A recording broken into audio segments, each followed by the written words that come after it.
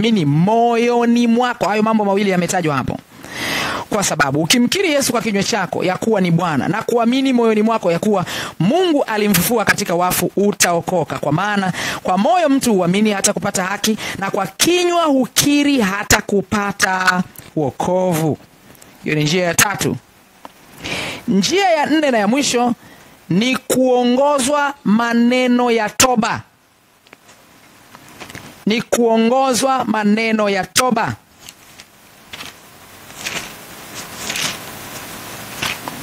Kuongozwa maneno ya toba.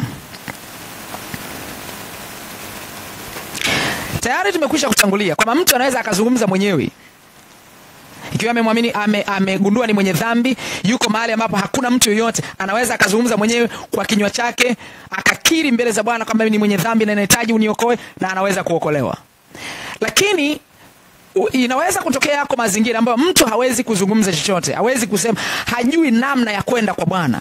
Biblia inaeleza kwamba anaweza kuwako mtu wa kumuongoza, akamwambia fatisha maneno pamoja na mimi. Ikiwa tayari unamwamini Kristo, fatisha maneno pamoja na mimi, alafu tubu dhambi zako mbele za Kristo Yesu. Na akifanya hivyo, mtu huyu anahesabika kuokoka. Zekaria sura ya 14 mstari wa 2. Samahani, ni Hosea, sio Zekaria. Hosea sura ya 14. Hosea sura ya 14 mstari wa 2. Hosea, labda tuanze mstari wa kwanza. Hosea 14:1 mpaka 2. Biblia inasema, Hosea 14:1 mpaka 2. Hivi ndivyo ilivyokuwa. Hosea 14:1 mpaka 2. Israeli, mrudie Bwana Mungu wako, maana umeanguka kwa sababu ya uovu wako. Sasa unamrudiaje? Mstari wa 2. Chukueni maneno pamoja nami. Wengine wanasema fuatisha maneno pamoja na mimi. Chukueni maneno pamoja nami, mkamrudie Bwana, mkamwambie, ondoa maovu yote, uyatakabali yaliyo mema, na hivyo ndivyo mtakavyotoa sadaka za midomo yetu kana kwamba ni ng'ombe. Kwa maana yake ni sawa na kusema, sema maneno haya pamoja nami. Bwana Yesu, nisamehe dhambi zangu zote, ondoa. Tuko sawa hapo? Na hapa ukumbukwe ni sample nzuri. Hapa ni Mungu, ni nabii Hosea analiambia taifa la Israeli lilikuwa limekengeuka, limetopea kwenye dhambi. Sasa anawaambia rudini kwa Bwana. Tunarudije? Ni kama sisi vile vile tu, tumezaliwa katika uchafu mtupu. Tunarudije kwa Bwana? Ni kwa namna hiyo. Kwa njia nne hizi ndizo zinazoweza kumfanya mtu aweze kurudi kwa Bwana, aweze kuokolewa, kuacha dhambi, kuwa mtakatifu, kuwa mtoto wa Mungu, kusamehewa na kadhalika, kama tulivyotangulia kuzungumza hapo mbele, hapo nyuma. Mara baada ya kusema hayo, kuna kautata kidogo ambacho watu huzungumzaga kuhusiana na kuokoka sasa au kuokoka baadaye. Kuna watu wanazungumza kwamba haiwezekani kuokoka leo, mpaka tufike mwisho wa dunia huko, yani tufe labda, au tufike mwishoni ndio niweze kuokoka. Na yako maandiko wanayoyatumia ili kuhalalisha hoja yao kwamba haiwezekani kuokoka sasa. Andiko wanalotumia ni Mathayo sura 24. Mathayo sura 24, wakati tunamalizia sasa. Mathayo sura ya 24 mstari wa 13. Mathayo 24:13 nasema, lakini mwenye kuvumilia hata mwisho ndiye atakayeokoka. Ndugu zangu, hatuna budi kufahamu wokovu. Mathayo 24 mstari wa 13. Wokovu uko kwenye awamu mbili. Ni mfano wa mtu ambaye anataka kusafiri, anapotaka kwenda mkoani kwa vyovyote vile. Utaona mara nyingi katika mikoa yetu tunaposafiri, cha kwanza tunafanya nini? Tunakata tiketi. Kwa uwezi kuingia kwenye gari mpaka uwe na tiketi. Lakini vile vile utaona katikati ya safari tukiwa ndani ya magari, utaona makono wanapita wanakagua tena tiketi. Ni sawa? Maana yake ni nini? Kwenye swala la wokovu ni mfano wake ni huo vile vile. Haiwezekani uvumilie mpaka mwisho uokoke mwisho wakati hujaokoka mwanzo. Kuna kuokoka sasa. Wakorintho 2:6-2 inasema wakati wa wokovu ni sasa. Maana yake unakata tiketi kwanza, unakuwa nayo mkononi, uitunze tiketi. Sio uwe katika basi uichane uitupe nje, utashushwa kwenye gari. Uitunze tiketi. Ukitunza tiketi mpaka mwisho wa safari, ndipo unafika kule ambapo unatakiwa kufika. Tuko pamoja? Biblia inaeleza hivyo. Nimesema Wakorintho 2:6-2, tunaanza kuokoka sasa. Alafu Biblia inaeleza katika Petro wa kwanza 1:9, tunatakiwa sasa tung'ang'anie wokovu mpaka mwisho, ndipo tutaingia mbinguni. Kinyume chake, ukifikiri kwamba utaokoka siku ya mwisho, leo utende dhambi siku ya mwisho ndio uingii. Petro wa kwanza 1:9. Angalia kwa umakini mstari huo. Katika kupokea mwisho wa imani yenu. Inasema sio mwanzo, inasema mwisho. Katika kupokea mwisho wa imani yenu, yaani wokovu wa roho zenu. Okay? Kuna kuokoka sasa na kuna wokovu mwisho wa imani yenu. Tuko sawa? Manake kama mimi nimeokoka leo, alafu nikaacha, manake huo wokovu wa mwisho, yani hiyo point ya mimi kuingizwa mbinguni haitakuwepo. Tuko sawa jamani? Manake lazima kushikia wokovu, kukaa katika utakatifu wote mpaka mwisho, ndipo tutaingia. Tukiacha katikati, hatuwezi kuingia. Musa ni mfano. Musa alitoka Misri. Alikuwa anaelekea wapi? Kanaani. Na huu ni mfano watu waliokoka. Mtu kabla ya kuokoka kwake anahesabika alikuwa Misri. Misri maana yake tulikuwa dhambini chini ya Farao ambaye ni shetani. Tulikuwa tunatumikishwa kwa kazi ngumu ambazo ni dhambi, uzinzi, uasherati, ulawiti na uchafu wa kila namna. Musa kama Kristo Yesu akatutoa huko. Yesu naye alitutoa huko dhambini, na alipotutoa sasa tuko jangwani ambapo ni duniani. Tunasafiri kuelekea Kanaani ambayo ni mbinguni. Musa hakuingia Kanaani. Hakuingia. Alikosea kosa moja tu. Hakuzingatia maana yake maelekezo ya Bwana. Aliachwa. Wakaingia vijana wadogo, Yoshua mwana wa Nuni na Caleb mwana wa Yefune. Kwa maneno rahisi tungeweza kusema askofu mkuu hakuingia, mchungaji hakuingia, ni sawa? Maana Haruni hakuingia ambaye ni mchungaji msaidizi. Hakuingia. Musa hakuingia, Miriam nabii hakuingia. Vijana wadogo na waliozaliwa katikati ya safari. Kumbuka walisafiri miaka 40 hapa jangwani. Kwa hiyo walizaliwa watoto wengi hapa. Hao ndio walioingia. Lakini wao hawakuweza kuingia. Hilo linawezekana hata leo. Tunaweza kuwa tumetoka Misri vile vile, lakini tusiingie Kanaani.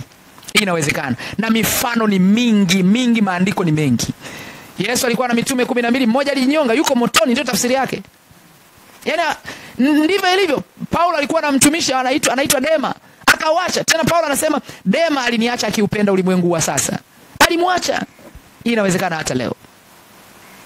Kwa msingi huu tumeelewa kuokoka ni nini, njia za kuokoka na principles za kuweza kung'ang'ania wokovu mpaka mwisho, na siwepo mtu wa kutudanganya na kutuambia unaweza ukacheza tu na dhambi. Na nimewasikia wako watu wengine wanasema hata ukizini unaweza kaenda mbinguni. Kwa sababu mbona Ibrahimu alizini lakini ameenda mbinguni? Mbona Sulemani alikuwa na wanawake 700 akaenda mbinguni? Kielelezo chetu sisi sio Ibrahimu. Kielelezo chetu sisi sio Sulemani alioa wanawake 700 na masuria 300. Na by the way, hata Sulemani alionywa vile vile. Alionywa katika Nehemia sura ya 13 mstari wa 26. Alionywa. Mungu alimtokea katika ndoto akamwambia unaolifanya sio sawa sawa. Alionywa sana. Nehemia anarudia kuambia wana wa Israeli ambao nao walikuwa na wana ovyo walipotoka Babeli kurudi Kanaani. Alipowakuta wamewana ovyo, akakasirika akamwambia hamjui tena mnalofanya hili ni dhambi. Hata Sulemani alifanya jambo na Mungu alimuonya. Ibrahim alipochukua Hajiri. Ni muhimu tufahamu katika kitabu cha Mwanzo hakukuwa na Biblia. Sisi tunaelewana hapo? Hakukuwa na Biblia. Na mahali kokote Mungu ambapo hakutoa maelekezo, hakuwa na muongozo wa kitabu, maana yake mtu alipokosea, hata kama alikosea, hakumhesabia dhambi. Si ukaona nielewa hapo? Kwa nini Adamu na Hawa walifukuzwa kwenye bustani ya Edeni? Japo kulikuwa hakuna Biblia. Si waliambiwa kama msile matunda haya? Kwa walishaambiwa. Walipotenda dhambi, ilikuwa ni haki kwao kuadhibiwa. Lakini Ibrahimu hajaambiwa popote kwamba usiseme, maana Ibrahimu alikuwa muongo, alidanganya. Isaka naye alidanganya. Yakobo alidanganya.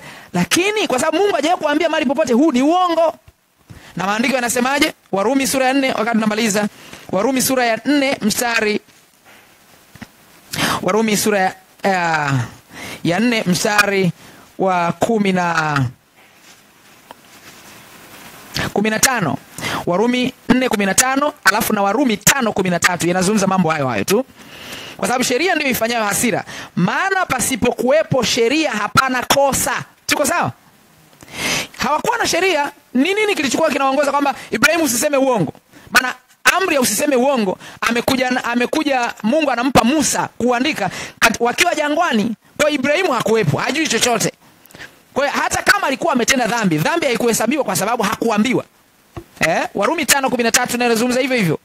Warumi 5:13, maana kabla ya sheria dhambi ilikuwamo ulimwenguni, lakini dhambi haihesabiwi isipokuwapo sheria. Ndio maana mtoto mdogo hata kuchome na kisu, ambaye yule mtoto haelewi chochote katika ufahamu huo, ambao hajui chochote, akuchome na kisu na kufa ufe motoni aendi. Kwa nini? Sheria ipo kichwani kwake, hajui chochote. Tuko sawa hapo? Kwa hiyo mtu asije akatudanganya kwamba tukacheza na dhambi tukafikiri kwamba tutaingia. Hatutaingia. Mara baada ya kusema hayo, nimshukuru Mungu kwa ajili ya somo hili. Mungu wetu na Baba yetu, asante na kushukuru kwa sababu umetupa neema nyingi ya kujifunza neno lako. Asante kwa jinsi ambavyo umenipa neema ya kuja kuzungumza na watoto wako. Mimi ni nani mpaka nipewe nafasi hii? Ni upendeleo tu kutoka kwako. Angeweza kutokea mwingine yoyote. Lakini nimehesabu nafasi hii ni fursa iliyotoka kwako mbinguni ya kusema neno lako. Maana kila jambo lina wakati mmoja chini ya jua. Muda huu ukipita, maana yake huwezi kurudi tena. Asante Roho Mtakatifu kwa sababu nimelisema neno lako. Sifa na utukufu ni za kwako. Na kurudishia utukufu na neno hili litujenge, litusaidie kwa utukufu wako Mungu, katika jina la Yesu Kristo. Amen. Amen. Mungu awabariki. Nakimbia mbio kuuliza swali, labda kwanza niwape fursa wenzangu. Sumuka kama kuna swali karibu. Au Mama Donata kama iko clear? Uliza. Okay. Sasa mimi swali langu, mtumishi wa Mungu. Ndio. Nafikiri nitasoma na maandiko kidogo. Ndio. Kwanza somo zuri. Ndio. Nimejifunza mengi. Ndio. Sana. Sana kupitia somo hili ambalo umetufundisha. Ndio. Lakini kwa kuwa napenda kujifunza, ndio sababu kwa nini nitauliza swali. Ndio. Na swali hili linatokana na mafundisho tunasikia mengi. Huyu anafundisha hivi, yule anafundisha vile. Sasa nataka kupata balance, lazima ujue katika hili mwalimu yule anasemaje, mwalimu yule anasemaje. Sasa unasikiliza yale maneno, ndipo wewe sasa Ndio. unaweza kufikia conclusion au kusema bana. Ndio. Huyu amesema sasa. Sawa. Au wote wawili hao kuna mashaka. Sawa. Ndio Efeso sura ya 4. Ndio. Mstari wa 22 ndipo ambapo mwalimu mmoja aliwahi kufundisha mahali fulani. Sawa. Akawa ameweka msingi katika kitabu cha Efeso sura ya 4:22 na 23, lakini katika somo hili au katika eneo hili la wokovu, kama mtu akishaokoka anakuwa katika hali gani? Ndio.